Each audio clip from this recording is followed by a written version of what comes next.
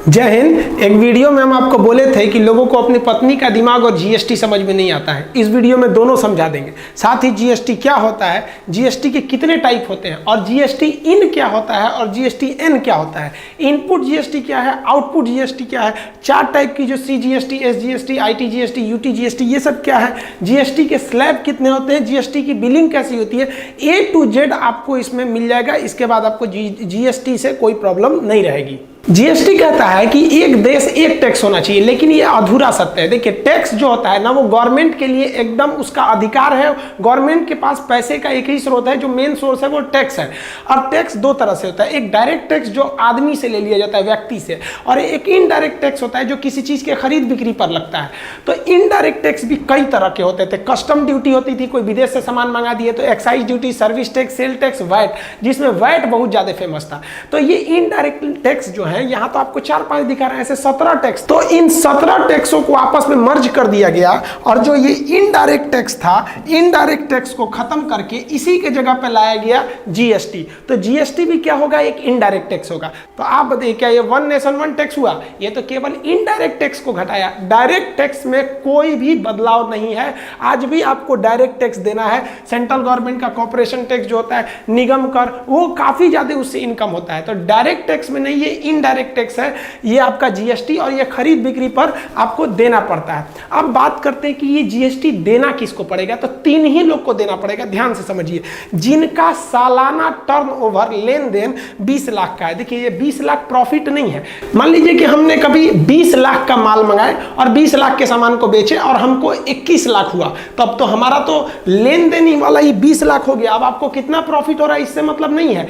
आप 20 लाख वाले कैटेगरी में आ गए, आपको अब जीएसटी भरना पड़ेगा, पहला। दूसरा कि अगर आप एक राज्य से दूसरे राज्य में 1 रुपया का भी सामान का व्यापार करिएगा ना, तो वहां आपको जीएसटी लग जाएगा। वहां ये 20 लाख वाला हिसाब भूल जाइएगा। उसके बाद एक और चीज होता है, ऑनलाइन। अगर आप ई कॉमर्स करते हैं ऑनलाइन, चाहे वो 10 रुपए का भी होगा तो आपको जीएसटी लगेगा। जोमेटो को देखिएगा, 50 रुपए का भी सामान मंगाएंगे तो उसमें जीएसटी लगेगा। ये 20 लाख का जो रेशियो है, ये पहाड़ी क्षेत्र जैसे अरुणाचल प्रदेश वगैरह, वहां 20 लाख के बिजनेस का मतलब बहुत बड़ा दुकान हो जाएगा। तो वहां पहाड़ी एरिया में जनसंख्या कम होती है, तो वहां पर कुछ पहाड़ी वाला एरिया, वहां ये इसकी कैटेगरी 10 लाख ही रखी गई है। तो वो स्पेशल केस है, जनरल नहीं है। ये 3 लोग को आपको जीएसटी लेना पड़ेगा। अब किसी की छोटी दुकान है, होटल वगैरह है, 20 लाख चलता नहीं है, तो वो क्या लिए जीएसटी लेगा। जीएसटी पर इतना बवाल क्यों हो गया था? क्योंकि जीएसटी की टोटल 4 टाइप है और लोगों को लग गया कि हमको चारों का चारों टाइप देना है। गलत है, आपको केवल 2 टाइप का जीएसटी देखना है। देखिए, जीएसटी जो है ना, सीजीएसटी, एसजीएसटी, यूटीजीएसटी और आईजीएसटी। अब इसका सीजीएसटी का मतलब क्या होता है, सेंट्रल जीएसटी। एस का मतलब क्या होता है, स्टेट गवर्नमेंट ले जाएगी। यूटी का मतलब होता है केंद्र शासित, यूनियन टेरिटरी का जीएसटी है। उनको भी तो भैया दिल्ली गवर्नमेंट को पैसा कहां से आता है, स्टेट तो है नहीं दिल्ली, दिल्ली क्या यूटी, तो यूटी जीएसटी से उनका पैसा आता है। और इंटीग्रेटेड जीएसटी यानी आईजीएसटी, मतलब एक राज्य से दूसरे राज्य में ले जाएंगे। तब एक एक करके समझिए। मान लिया कि आप सेम स्टेट में कोई बिजनेस कर रहे हैं, जैसे मान लिया कि आप बिहार में हैं, तो बिहार में ही आपका लेन देन है, तो आप सेम स्टेट में आएंगे ना, तो आपको कोई 2 ही टैक्स देना पड़ेगा। एक सीजीएसटी देना पड़ेगा हर हाल में और एक एसजीएसटी देना पड़ेगा।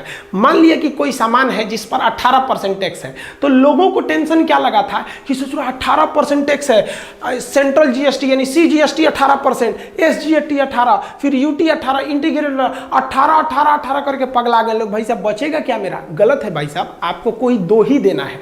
कौन देना है? सीजीएसटी, ये सेंट्रल गवर्नमेंट ले जाएगी, क्योंकि सेंट्रल का हिस्सा, भाई सेंट्रल का हिस्सा तो पूरा हिंदुस्तान ही है, वो सेंट्रल के अधीन आएगा। आप चाहे बिहार में रहिए चाहे केरला में रहिए, तो सीजीएसटी ले जाएगा। अब बचेगा स्टेट, तो आप किस स्टेट में, अभी हमने बोला एग्जांपल में बिहार, तो बिहार ले जाएगी। अब बात, लोग कहां कंफ्यूज हो गए कि 18% सेंट्रल गवर्नमेंट ले जाएगी, 18% बिहार गवर्नमेंट ले जाएगी, ससुरा हो जाएगा 36%। गलत बात है भाई, 18% टोटल जीएसटी है, जिसमें से 9% सेंट्रल जीएसटी लेगा और 9% स्टेट जीएसटी लेगा। तो लोगों को इतना भयंकर कंफ्यूजन था, लोगों ने तो 4 गुना सोच लिया था, इसलिए विरोध करने लगे। जैसे यहां पर एक बिल है, अब आप इस बिल में अगर आप ध्यान से देखिएगा तो यहां देखिए, आपको यहां स्पष्ट लिखा है कि जीएसटी 18% है। अब ये 18% आया है 25 रुपया, लेकिन उसी को नीचे स्पष्ट लिख दिया है कि इसमें एसजीएसटी 9% है और सीजीएसटी 9%, यानी 9 जोड़कर 18 होता है। ऐसा नहीं है कि 18% CGST भी और 18% SGST भी, तो अब तो 36% हो जाएगा। ये हर एक स्टेट में यही रूल लगता है। अब गुजरात में भी क्या होगा भैया, गुजरात का भी एरिया तो किसके अंडर में है, सेंट्रल गवर्नमेंट के है, तो CGST लेगा और गुजरात अपना SGST ले जाएगा। लेकिन वैसे राज्य जो यूनियन टेरिटरी है, केंद्र शासित, जैसे जम्मू कश्मीर, लद्दाख, पांडिचेरी, दिल्ली, तो दिल्ली क्या है, वो स्टेट है ही नहीं है। तो बस आपको कुछ नहीं करना है, स्टेट के जगह आपको यूनियन टेरिटरी लिख देना है।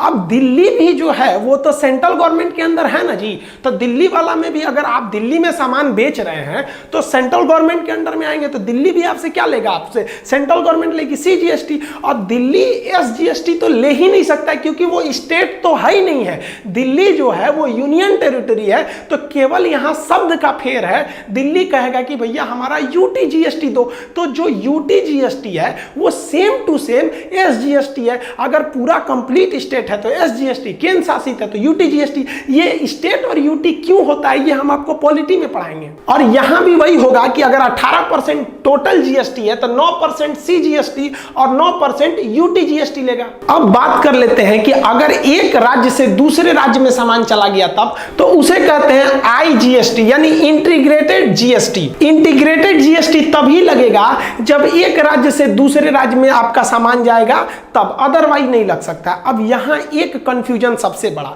जैसे कि मान लिया कि कोई सामान राजस्थान में बन रहा है और वो चला आया आपका बिकने के लिए उत्तर प्रदेश UP में चला आया, तो होता क्या है कि भाई राजस्थान भी तो सेंट्रल गवर्नमेंट के अंदर है और यूपी भी सेंट्रल गवर्नमेंट, यानी केंद्र देश के तो अंदर ही है, सेंट्रल गवर्नमेंट के अंदर, तो CGST लेने में तो कोई प्रॉब्लम नहीं। लेकिन यहाँ दोनों राज्य झगड़ा कर लेगा, राजस्थान कहेगा कि टैक्स हम लेंगे, यूपी कहेगा कि हम लेंगे, दोनों में हो जाएगा बवाल। तो इसलिए कह दिया जाता है कि भैया एक काम करते हैं, यहाँ पर राजस्थान को तो प्रॉफिट इस बात का है कि कंपनी उसके कारखाना वहाँ लगा है, वहाँ से बिक के आया है, और यूपी कहेगा कि भाई मेरे यहाँ लगा है, हमको फायदा होना चाहिए। यही हो गया झमेला। तब यहाँ लगा दिया जाता है, कहा जाता है कि ना भैया CGST भी नहीं लगेगा, SGST भी नहीं लगेगा, UT भी नहीं लगेगा, सीधे लगेगा इंटीग्रेटेड GST, IGST।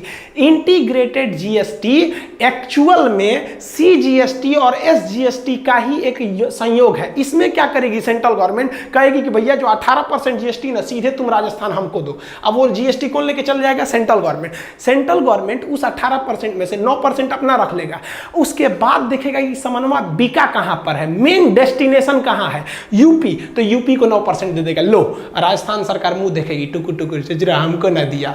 इसीलिए IGST को डेस्टिनेशन GST भी कहते हैं, क्योंकि ये वहीं लगता है जहां सामान का असली गंतव्य यानी डेस्टिनेशन है।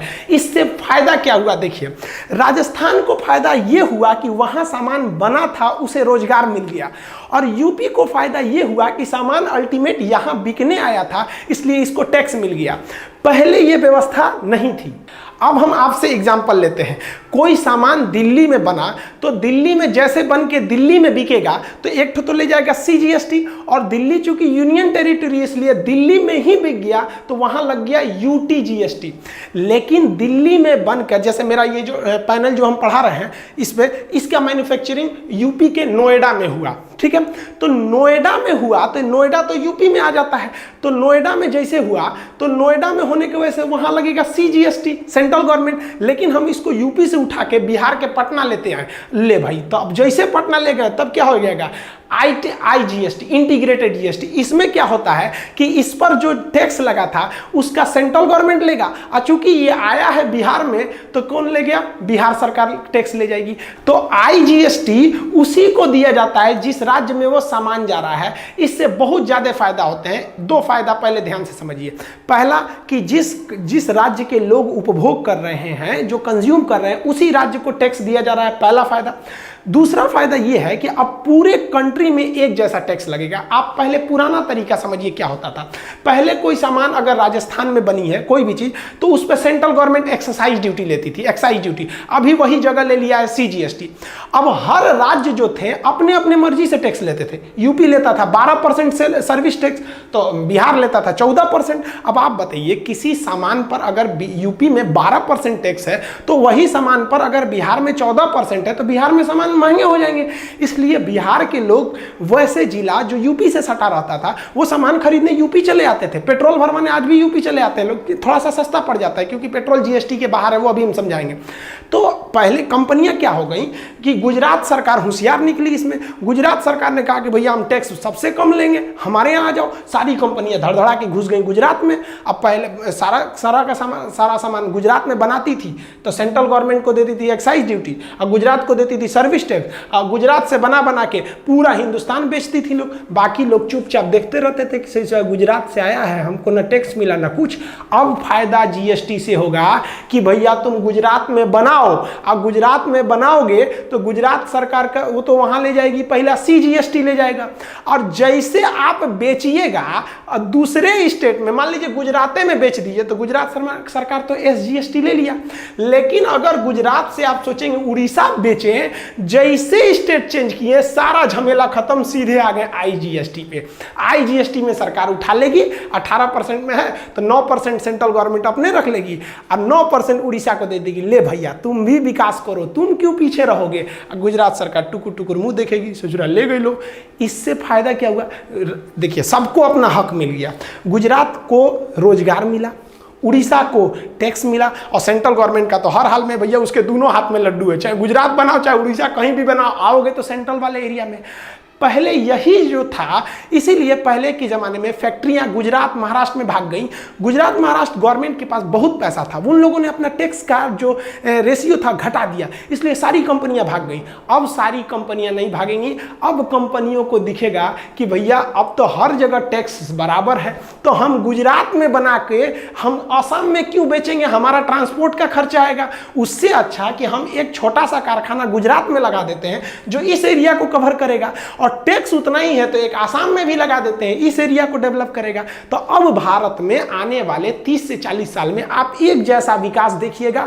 नहीं तो पहले लड़खड़ा गया था कि भैया ये एरिया बहुत डेवलप है, इस एरिया को लोग ध्यान ही नहीं रहे थे।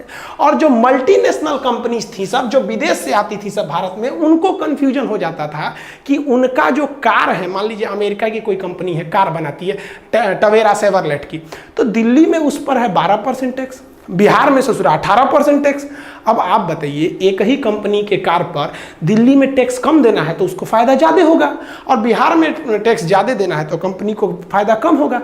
तो विदेश में बैठे वाले सब कहते थे ससुरा ये हिंदुस्तान है कि क्या है, एक के कारवा बेचते हैं, कहीं बेचते हैं तो ज़्यादा फायदा आता है, कहीं बेचते हैं तो कम फायदा आता है। तो विदेश वाले जल्दी भारत में आना नहीं चाहते थे, सब इन्वेस्ट नहीं करना चाहते थे कि भैया एक गो देश है, 25 गो राज्य, 28 गो राज्य, 28 तरह का टैक्स है, हम पगला जाएंगे टैक्स से जोड़ते जोड़ते, उससे अच्छा चलो चाइना चलो। तो इस तरह से आईजीएसटी आ गया। अब आईजीएसटी का बिल देखिए, जैसे ये वाला अगर आप बिल देखिएगा तो इसमें आपको कहीं ये सब कुछ नहीं लिखा है, यहाँ सीधा लिखा है जीएसटी, और आईजीएसटी कितना 18% है। इसमें से 9% सेंट्रल रख और 9% उस राज्य को भेजेगी जहां पर यह सामान बिकने के लिए गया है। आप बताइए, हम आपसे क्वेश्चन पूछते हैं, हम बिहार में 100 ठो कोई सामान बनाए, 100 पीस, अब उस 100 पीस पे तो 100% है कि सीजीएसटी लगेगा ही, और उस 100 ठो में से 40 सामान हम बिहार में बेच दिए तो क्या लग गया उस 40 पे एसजीएसटी, और 60 सामान, अब बचा 60 सामान, तो उसमें से 10 ठो यूपी भेज दिए, जैसे यूपी भेजे उस 10 पे लगेगा आईजीएसटी। 50 ठो को झारखंड भेज दिए, जैसे बिहार क्रॉस किया आईजीएसटी, यानी राज्य क्रॉस करेंगे तो आईजीएसटी लगेगा। उसी राज्य में है तो भैया सीजीएसटी दे दीजिए और एसजीएसटी दे दीजिए। अगर वो राज्य यूटी निकला केंद्र शासित तो सीजीएसटी दीजिए और यूटी जीएसटी दे दीजिए। जैसे स्टेट चेंज करेंगे तो आईजीएसटी लगेगा। आईजीएसटी कुछ नहीं है बल्कि सीजीएसटी और डेस्टिनेशन वाले राज्य का एसजीएसटी का मिला हुआ रूप है। तो किसी भी लोगों को दिक्कत क्या आ गया था, लोग विरोध क्यों करने लगे थे, उनको लगा था कि हमको चारों देना है भैया, चारों, तो लोग 4 गुना सोचने लगे थे। अब आप बताइए, अब पूरे इंडिया में एक जैसा टैक्स आ गया कि नहीं, मतलब पूरी किसी भी सामान पे, जैसे मान लीजिए कि आपको कोई मोबाइल लेना है तो उस पर 18% टैक्स है, तो आप पूरे हिंदुस्तान में कहीं लीजिए सेम ब्रांड के चीज का सेम मिलेगा आपको। वो रिटेलर में थोड़ा मोलाई का रेट अलग हो सकता है, लेकिन अगर जैसे कार है कोई लग्जरी कार 28% टैक्स है, आप दिल्ली में लीजिए या कन्याकुमारी या कश्मीर कहीं भी लीजिए चेंज हो जाएगा जाएगा क्योंकि वो जीएसटी में आ गया है। अब पेट्रोल जीएसटी में नहीं आया है, आप दिल्ली में पेट्रोल लेंगे तो अलग होगा, गुजरात में लेंगे तो अलग होगा। शराब जीएसटी में नहीं आया है, दिल्ली में शराब का रेट अलग है, यूपी में शराब का रेट अलग है। तो जैसे जीएसटी आ जाता है पूरा हिंदुस्तान में रेट सेम कर देगा। और एक और चीज जो गवर्नमेंट समझा नहीं पाई वो आउटपुट जीएसटी और इनपुट जीएसटी। जैसे मान लीजिए कि हम एक दुकानदार हैं, हम कोई सामान खरीद के लाए, 100 रुपये का सामान खरीद के लाए तो उस पर 10% जीएसटी था। सपोज कीजिए कि 10% था तो हमको वो सामान कितने का पड़ेगा, 110 रुपया। यहां हमने जीएसटी के रूप में कितना दे दिया, 10 रुपया यहां दे दिया। अब उसी सामान को हम दूसरे को बेचेंगे तो हमको इसमें प्रॉफिट भी जोड़ना है, तो हम सोचेंगे यार हमको तो खुद 110 का पड़ा है, एक काम करते हैं इसको हम बेच देते हैं 150 रुपये में। जैसे 150 रुपये में बेचेंगे, जो खरीदेगा हमसे वो फिर हमको जीएसटी देगा इस पे 10%। तो 150 पे 10% जीएसटी जोड़ देंगे तो हमको मिल गया 165 रुपये। अब आप बताइए 10 रुपये हम यहाँ जीएसटी दिए ही हैं अपने जेब से, और वो बंदा जो हमसे खरीदा है वो भी 10% यानी 15 रुपये यहाँ जीएसटी दे दिया। 150 का तो जीएसटी 15 रुपये ना पड़ेगा, 10% यहाँ दे दिया। तो क्या करें हम, ये 15 रुपये भी गवर्नमेंट को दे दें और जो हम खुद खर्चा किए थे वो भी दे दें? नहीं है। देखिए ये हमने अपना जीएसटी लगाया है, ये आउटपुट में जीएसटी है। तो अब जो हम यहाँ जीएसटी देंगे वो ये है कि 15 रुपया में से हम अपना घटा लें 10 रुपया, तो कितना, 5 रुपया। ये जो ग्राहक हमसे खरीदा है वो जीएसटी के रूप में हमको दिया है 15 रुपया, लेकिन इसी सामान पर हमने जीएसटी पहले से 10 रुपया भर चुके हैं इनपुट के रूप में। तो अतः अब हम कितना देंगे, यहां वाले सेल पर 5 रुपया, यानी टोटल जीएसटी कितना देना पड़ गया। जब हम खरीदे तो 10 रुपया और यहां पे से हम वो 10 रुपया को घटा लेंगे 5 रुपया यहां, यानी टोटल हमको कितना देना पड़ गया भैया, 15 रुपया ही देना पड़ गया। तो लोगों को लगता था, विरोध इसलिए करते थे कि सेम सामान वहां पे यहां भी 10 रुपया देंगे और सेम सामान पे यहां भी 15 रुपया देंगे। तो जो वो सोच रहे थे लोग, उस हिसाब से तो 25 रुपया जीएसटी लग जाएगा, बहुत महंगा पड़ जाएगा। और अभी जबकि गवर्नमेंट जो नियम लगाई थी वो बेहतरीन नियम था कि जो आप दे दिए उसको मत जोड़िए, जैसे जैसे आप जितना स्टेप पे बेचिएगा जो जीएसटी कलेक्ट करिएगा तो पिछला वाला घटा लीजिएगा वहां पर। तो यहां 15 रुपया कलेक्ट हुआ तो पिछला घटा दीजिए कितना, 10 रुपया। तो 10 तो ये ऑलरेडी आप दे चुके हैं गवर्नमेंट को। अब ये मान लीजिए कोई सामान खरीदे तुरंत थोड़ी बिक जाता है, 2-3 महीने बाद बिकता है। तो यहाँ जैसे खरीदे 10 रुपया बेच दिए, दे दिए थे। अब 2 महीने बाद जब बेचे तो आपको कलेक्ट हुआ कितना रुपया, 15 रुपया। तो आप 10 वाला घटा लीजिए, बचा कितना, 5, ये भी 5 दे दीजिए। तो टोटल आपने कितना पेमेंट किया, 10 रुपया इनपुट के रूप में, आप 5 रुपया नेट जो अभी दे रहे हैं 15 रुपया। तो आप अपना प्रॉफिट सोचिए, आप 165 में बेचे जबकि आपकी खरीद थी 110, तो 165 में से 110 कर दिए, घटा दिए, तो आपको प्रॉफिट आया 55 रुपये। लेकिन ये नेट प्रॉफिट नहीं है, इसमें अभी आपको 15 रुपया टैक्सवा लौटाना है ये वाला। तो ये आपको रिटर्न करेंगे ना तो आपको 40 फायदा होगा। और अगर यहाँ रिटर्न नहीं किए तब तो ये जीएसटी का घोटाला कर दिए। तो जीएसटी रिटर्न करना जरूरी है। जीएसटी के रूप में जो टैक्स होता है वो हमारे ही पास रह जाता है। जब हम बेचते हैं तो वो ग्राहक हम ही को दे के चला जाता है, हमको गवर्नमेंट को रिटर्न करना पड़ता है। तो जिसे हम कहते हैं जीएसटी रिटर्न, शॉर्टकट में उसे कहते हैं जीएसटी आर। आर का मतलब यहाँ क्या हो जाएगा, रिटर्न से हो जाएगा। अब जीएसटी का जो रिटर्न करना होता है ना वो महीना में 3 बार करना है। मतलब आप 10-10 दिन पे हिसाब कर लीजिए, कितना अच्छा है, आपको भी लेंदी नहीं रहेगा। 10 दिन का हिसाब सबको याद रहता है, मुंह जबानी। अब हमसे कोई कहेगा कि 2018 का हिसाब दीजिए, 2019 का हिसाब दीजिए, तो पगला जाएंगे हम। हमसे कोई कहेगा कि जुलाई का दीजिए, वो भी 10-10 दिन का, तो मोटा मोटी याद रहेगा। तो ये कुछ लोग इसके 2 पहलू, कुछ लोग कहते हैं कि यार महीने में 3 बार हिसाब करना पड़ेगा, और कुछ लोग कहते हैं कि भाई सही है, छोटा छोटा हिसाब करना पड़ेगा। अब ये जो रिटर्न भरा जाता है वो 3 टाइम्स भरा जाता है मंथ में। एक कंपोजिशन स्कीम होता है, इसमें आपको उतना थोड़ा छूट मिलता है। ये सीए का काम है, जो आपका चार्टर्ड अकाउंटेंट है वो ये सोचता है कि जीएसटी R1 में करे, 2 में करे कि 2A में करे। ये आपका काम नहीं है। ये बिलिंग के अलग अलग हिसाब होते हैं। आप खरीदिएगा तो किस में जाएगा, आप उसी को बेचिएगा तो किस में जाएगा, तो ये आपका काम नहीं है। बस इतना समझिए, जीएसटी आर का मतलब होता है जो जीएसटी आप रखे हैं उसे रिटर्न करिए।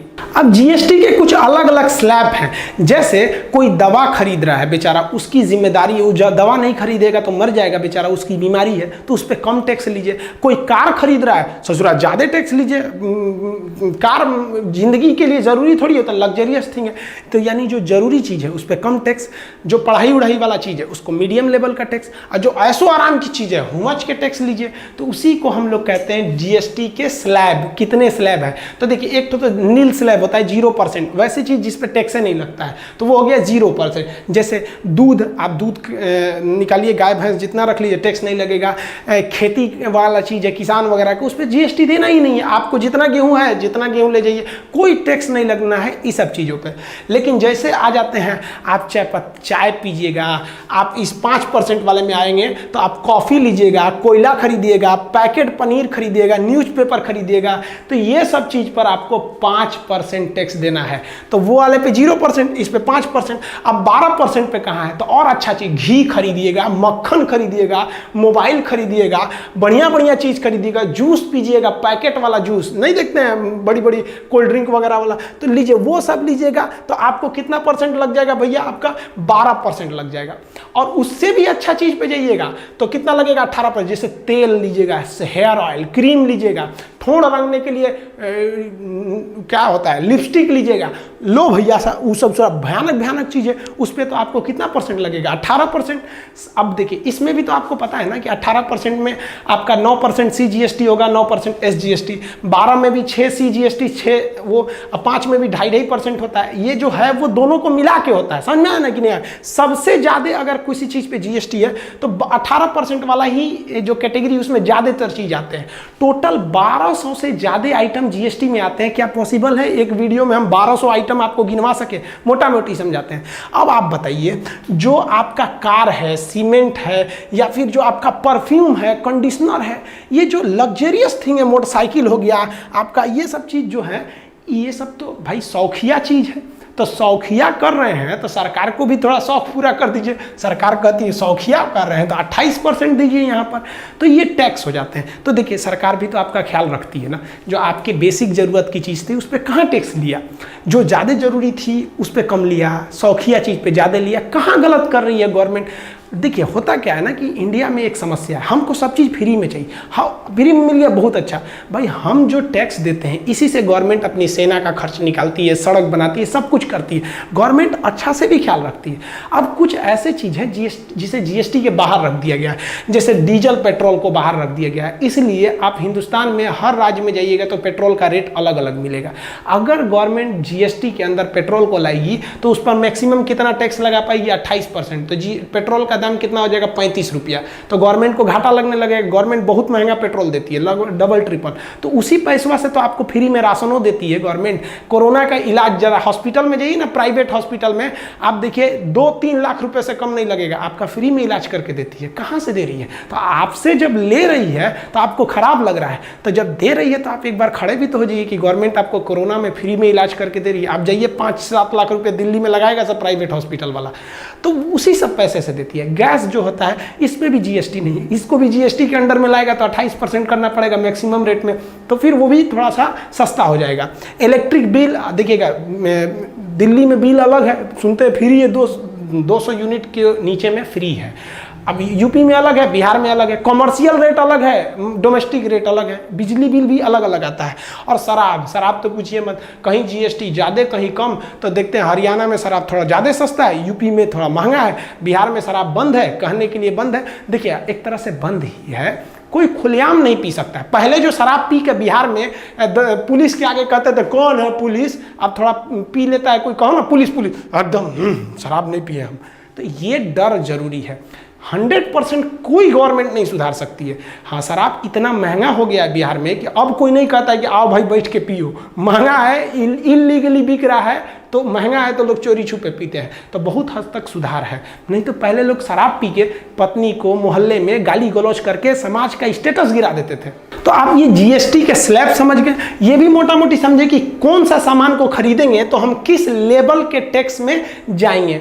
अब बात करते हैं कि GST इन क्या होता है। तो GST IN का मतलब होता है आइडेंटिफिकेशन नंबर।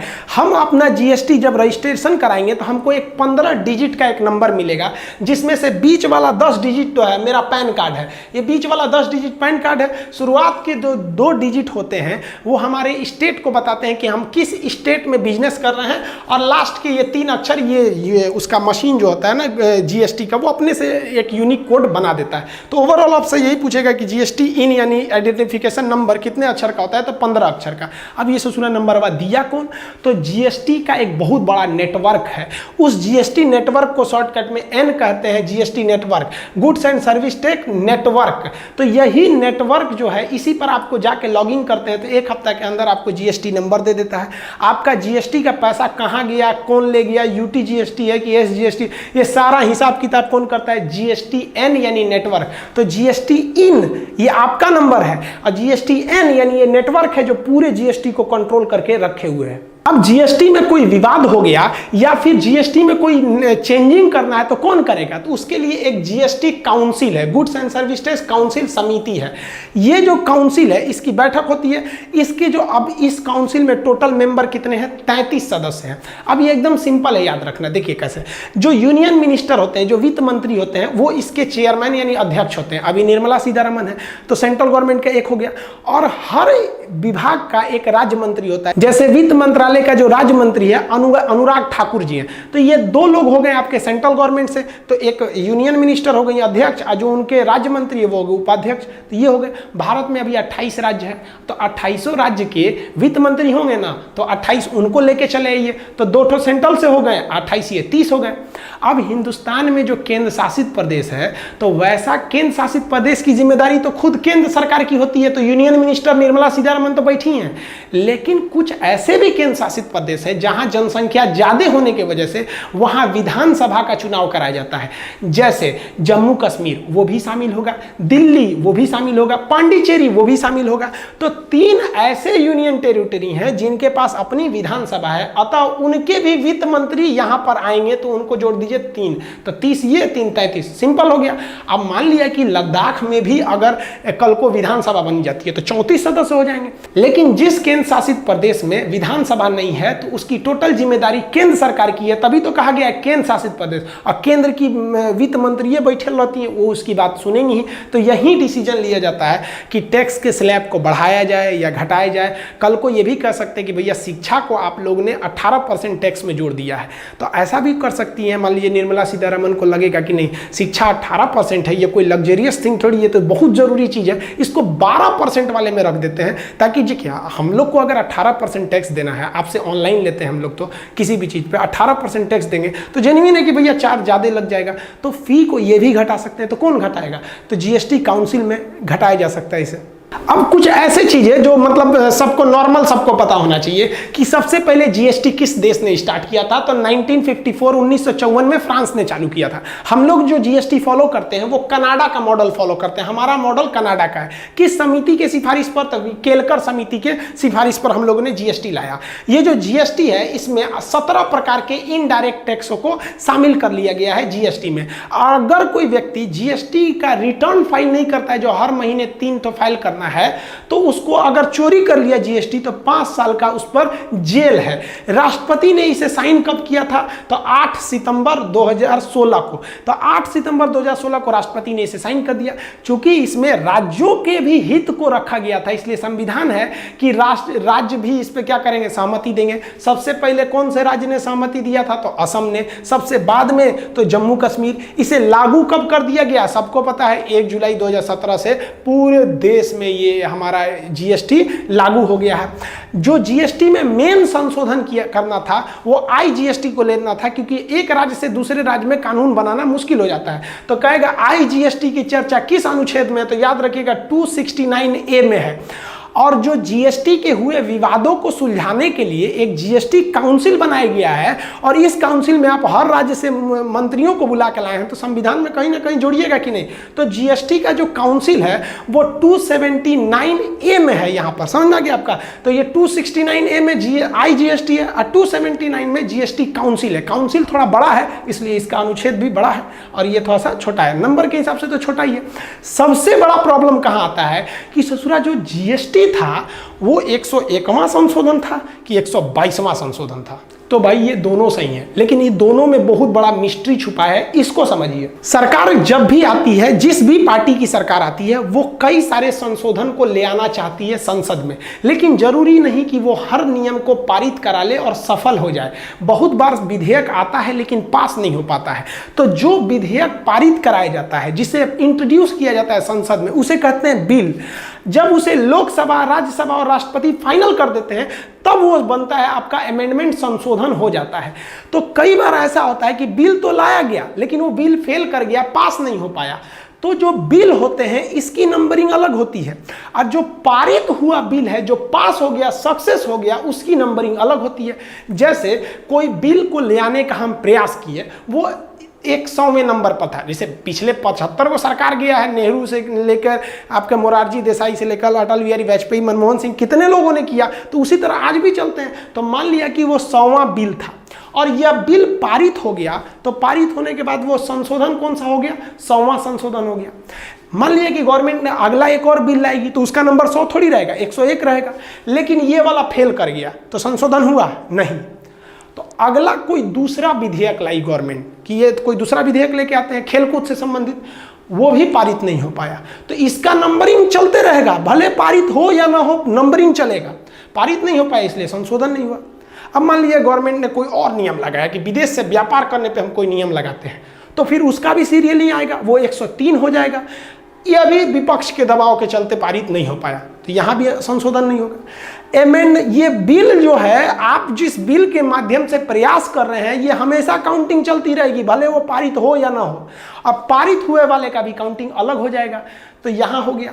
इसी तरह से संसद में 122वां नंबर पे जो प्रयास किया गया था, जो बिल लाया गया था, वो 122वां नंबर पर लाया गया। बिल के अंदर ही चर्चा थी जीएसटी की, और इसको बीजेपी ने पास करा लिया। और जब पास कराया तो इसका नंबरिंग अब इधर के आधार पर थोड़ी होगा, अब ये सक्सेसफुल पास वाले नंबरिंग में होगा। तो इसका नंबरिंग बताइए, 100 के बाद कितना आ गया? 101वां। तो कहेगा कि जीएसटी पारित कराने वाला बिल कौन सा था? तो वो 122वां नंबर का विधेयक बिल था। और कहेगा कि जीएसटी का जो संशोधन है, यानी सक्सेसफुल संशोधन, संशोधन तभी होगा जब सक्सेस हो जाएगा, तो संशोधन कौन सा था? तो 101वां संशोधन। बिल कौन सा था? तो 122वां बिल था, जो प्रयास में सफल हो गया। याद रखिएगा। अब कुछ लड़का कहता है कि सर दोनों सही है, कुछ कहता है ऑप्शन में जो पहले रहेगा उसको मानना। अरे भाई, क्वेश्चन पढ़िएगा, बिल पूछ रहा है तभी होगा, और संशोधन यानी अमेंडमेंट पूछ रहा है तो ये होगा।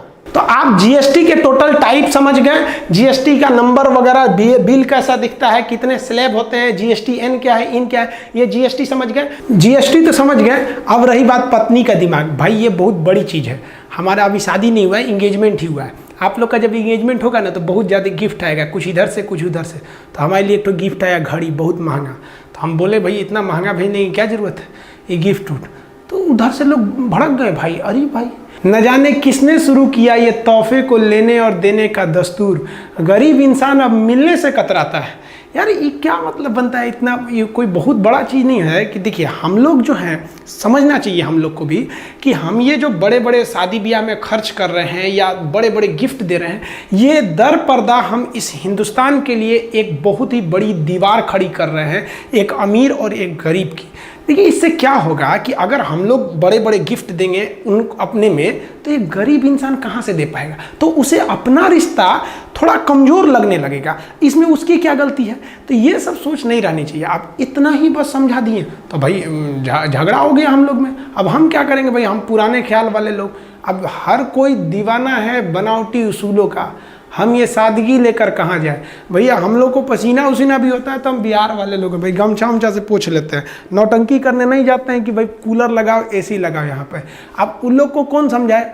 भाई पत्नी को समझाने में उतना ही मेहनत है जितना दादी जी को आईफोन सिखाने में है। देखिए वैसे भी हम कहना चाहेंगे सबसे कि बहुत ही फैशनेबल ज़िंदगी जीने से बहुत कुछ नहीं मिल जाता है। आप जो एक दूसरे को गिफ्ट देते भैया, उससे अच्छा आप किसी की मदद कर सकते हैं। सोचते हैं कितना पसीना बहाते हैं ये मज़दूर लोग। और सबसे तकलीफ़ क्या लगता है कि जो ये मज़दूर बोरी को उठा लेता है ना, लेकिन इसकी औकात नहीं कि इतना बोरी खरीद सके। और जिसकी औकात होती है कि वो इस बोरी भरे अनाज को खरीद सके ना, उसमें इतनी हिम्मत नहीं होती कि जो इसे उठा सके। खैर ये सब अलग बातें हैं। आई होप आप जीएसटी समझ गए होंगे। मिलेंगे नेक्स्ट वीडियो में, तब तक के लिए जय हिंद।